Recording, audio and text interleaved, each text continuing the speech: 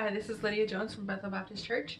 I wanted to bring a quick devotional this week about Hannah. I've been looking through the different stories of women in the Bible and different examples and seeing what we can learn from them. And this week, I really thought of the story of Hannah, and most of you guys know that it kind of is a story that speaks to me on a personal level. But I think we can all learn something from this week. I was really focusing in on chapter 1. And the thing really stuck out to me of waiting. Hannah had to wait. She had all these circumstances that were beyond her control, and she was stuck in this time of waiting.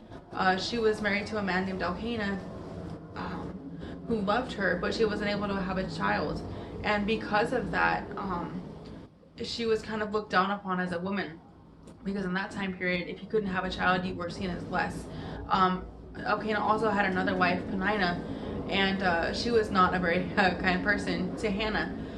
When we meet Hannah, she is at the tabernacle with Elkanah and Penina, and they're celebrating the feast. They went up for the feast for that year, and we see it says that Penina. It says that Penina vexed her, or she really kind of bothered her sore or upset her greatly to make her fret or worry because the Lord has shut up her womb. In verse 5 it says that as Elkanah did so year by year, when Hannah went up to the house of the Lord, so she or Penina provoked her. So it was a yearly thing where Penina was bothering and mocking Hannah because the Lord had shut up her womb.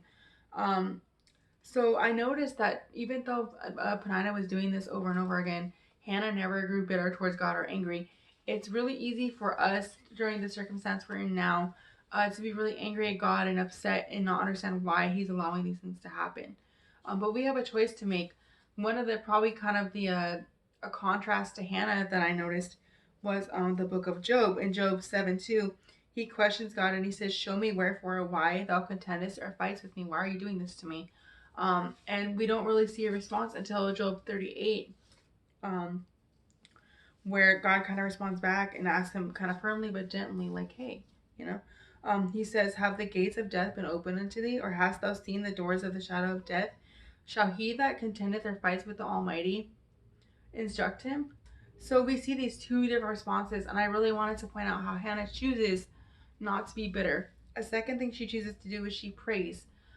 She could have chosen not to go by herself and pray, but in chapter 1 we see she leaves the table with Elkanah and Penina, and she goes and she just cries out to the Lord. She's crying out and praying so hard and so in so much agony and pain that there's no words coming out of her mouth. She's just in so much agony of spirit, but she chooses to pray. It says she wept. She was in bitterness of soul or anguish and prayed unto the Lord and wept sore. Um, there are times when life is really, really overwhelming to us and we don't have any words to say. But I want to encourage you guys that God knows exactly how we're feeling and what we're going through in these times. Um, and Matthew, um, it says, Matthew 11:30 says, "And ye shall find rest unto your souls, for my yoke is easy and my burden is light." Um, Hannah also sought after godly counsel. She didn't just go to the temple and pray and walk away. When she saw Eli and Eli spoke to her, she poured out her heart to him. And because Eli saw her love for the Lord and how she was at the tabernacle despite what she was going through, God chose to bless her. And I wanted to encourage you guys, instead of running away from church or maybe not really thinking about it because it's not a physical place right now, choose to run towards church. Choose to tune into a live stream or to tune into a Bible study. Choose to have your devotional every day. Choose to be close to the Lord during this time. He will bless you for it and He'll help you. So really, what I wanted to leave you guys with was this.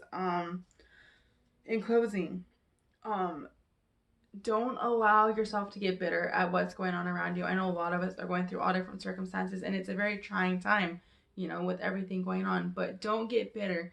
Secondly, when you're upset about the situation, pray about it. Ask God for help. Go to God. He'll listen to you. Again, it says, "Cast your burden upon the Lord, and He'll sustain you," and He will. Um, Thirdly, seek God's house, whether that be via live stream, YouTube. Really seek the Lord and don't lose faith during this time. Hope you have a great day. Bye.